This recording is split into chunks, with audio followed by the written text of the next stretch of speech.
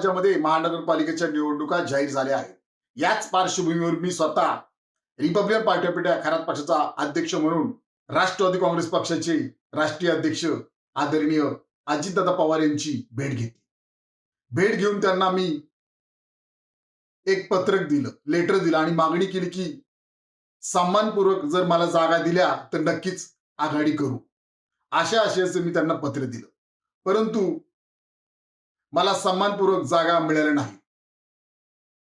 आणि मी आपल्या माध्यमातून सर्वांना सांगू इच्छितो की महाराष्ट्रामध्ये ज्या निवडणुका महानगरपालिकेच्या लागल्या आहेत, या निवडणूक प्रक्रियेतून मी बाहेर पडत आहे.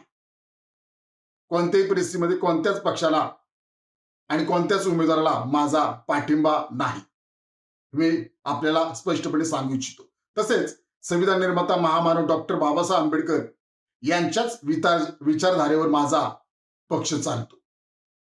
त्यामुळे मी परत एकदा सांगू इच्छितो की कोणत्याही परिस्थितीमध्ये संविधान निर्माता महामानव डॉक्टर बाबासाहेब आंबेडकर यांच्या विचाराला तिलांजली देऊन मी कोणतेही काम करू शकत नाही.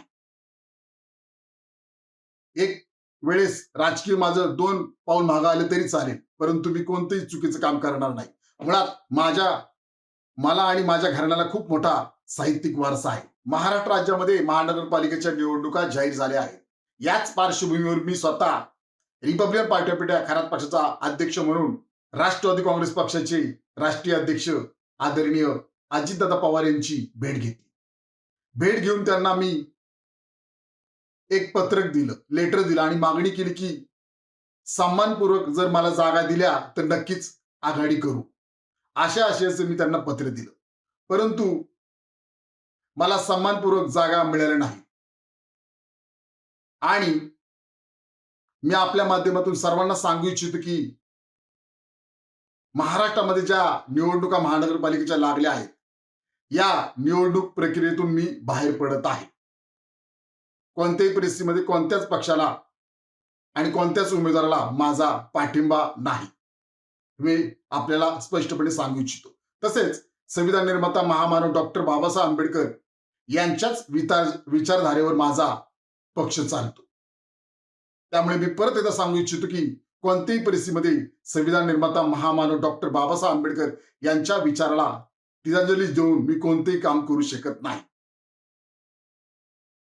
एक वेळेस राजकीय माझं 2 पाऊल मागे आले तरी चालेल, परंतु मी कोणतेही चुकीचं काम करणार नाही. मुळात मला आणि माझ्या घराण्याला खूप मोठा साहित्यिक वारसा आहे. तुमची car, electric panel, data server आगीपासून सुरक्षित आहे का? नाही? मग आजच बसवा F protect temperature activated fire suppression device.